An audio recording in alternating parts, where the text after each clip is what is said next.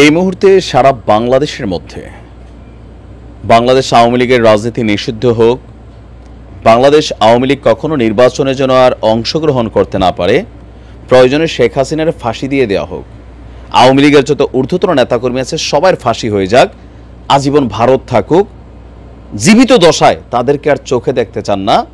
এই যে শ্রেণীটা, এই শ্রেণীটার নাম হচ্ছে বৈষম্য বিরোধী ছাত্র আন্দোলনের যারা নামি দামি সমন্বয়ক আছেন তারা। বিএনপি আওয়ামী লীগকে পুনর্বাসন করতে চায়, ডক্টর মোহাম্মদ ইউনূস খুবই সুন্দর একটা বল বিএনপির কোর্টে দিয়ে দিয়েছেন। জামাতও এখন ওই সুরেই সুর মিলাচ্ছে, তারা কোনো রাজনৈতিক দলকে নিষেধাজ্ঞার পক্ষে না, ভারতের কাছে আবার এরকম তারা বক্তব্য দিয়ে আসছেন। তো এরকম বক্তব্যগুলো সবচেয়ে বেশি টেনশন, উদ্বেগ, আতঙ্ক তৈরি করে কাদের মধ্যে? সার্জিস, হাসনাত, তারপর হচ্ছে ধরেন আসিফ, নাহিদ, মাহফুজ, বিশেষ করে আমরা যদি ধরি হাতে গোনা 50 বা 100 জন সমন্বয়ক নামে বিভিন্ন জায়গায় যারা এই দলগুলোকে লিড করছেন। কারণ বিএনপি আওয়ামী লীগ থাকতেও আর কি হয়েছে, নতুন করে কিছু হইতো না। জামাতও আর কি হয়েছে, যাদেরকে ফাঁসি টাসি দেওয়ার দরকার আওয়ামী লীগ দিয়ে দিয়েছিল। কিন্তু এখন যদি আওয়ামী লীগ কখনো ক্ষমতায় আসে, নির্বাচনের সুযোগ পায়, জনগণ ভোট দিবে না আওয়ামী লীগরে 100% শিওর। যদি দিয়া বসে তখন পরিস্থিতিটা কি হবে?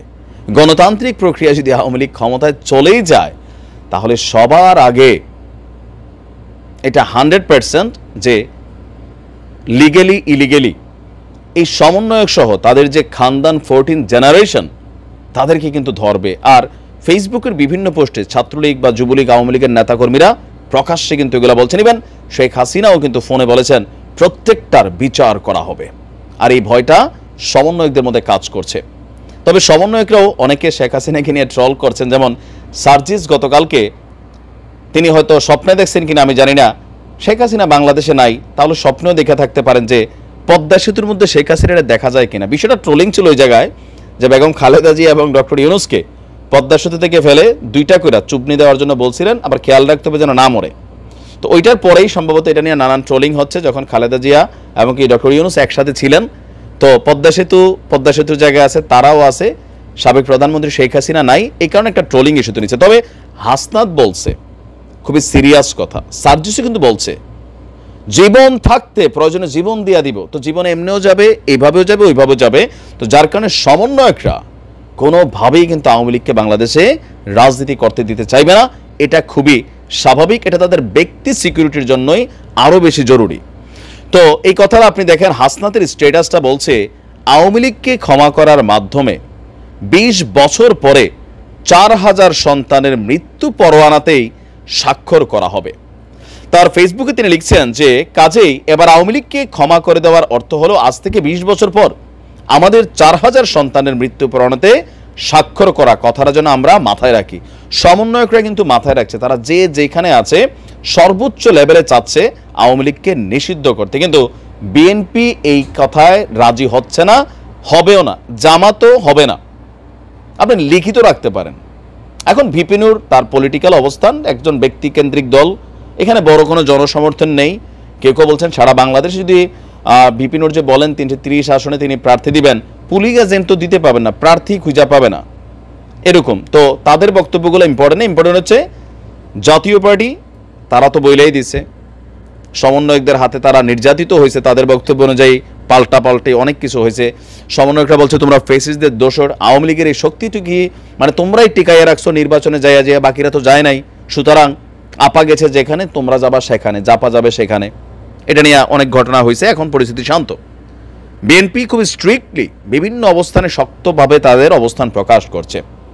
আর জামাত কৌশলী পথে হাঁটছে, বাট আওয়ামী লীগকে নিষিদ্ধের কথা ভারতের কারণে হোক, ভূ রাজনীতির কারণে হোক, তারা কিন্তু বলছে না।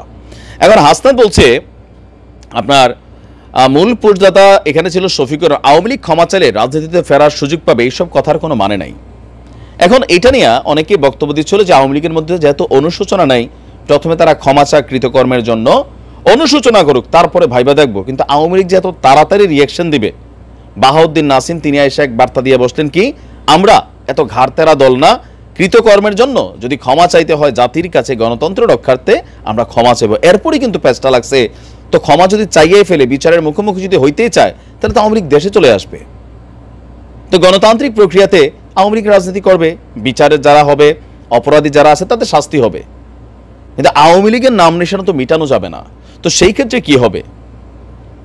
জেনারেশন টু জেনারেশন এই সমন্বয়করা মানে বিএনপি বা জামাত যতটুকু আওয়ামী লীগের চক্ষুশূল না রাইট নাও, যারা ছিল তাদেরকে কিন্তু বিভিন্নভাবে বিভিন্ন মামলায় বা যেমনি যেমনি হোক তাদেরকে ফাঁসি দেওয়া হয়েছে।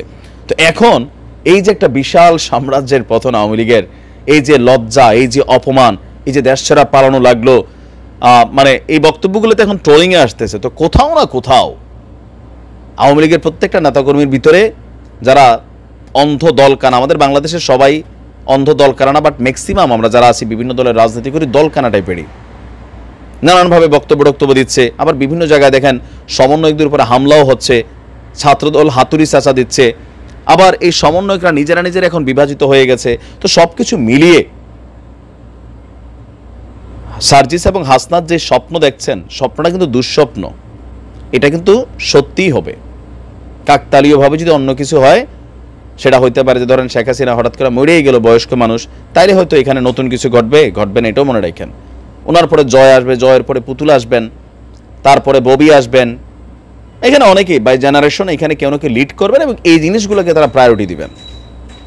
এখন দেখা যাক তাদের এই দাবি যেটা, এটা কোন পথে যায়, কারণ এখন একটা সমীকরণ তৈরি হয়ে গেছে, প্যাস লাগিয়ে রয়েছে। দেখা যাক বাংলাদেশের জনগণের অবস্থান।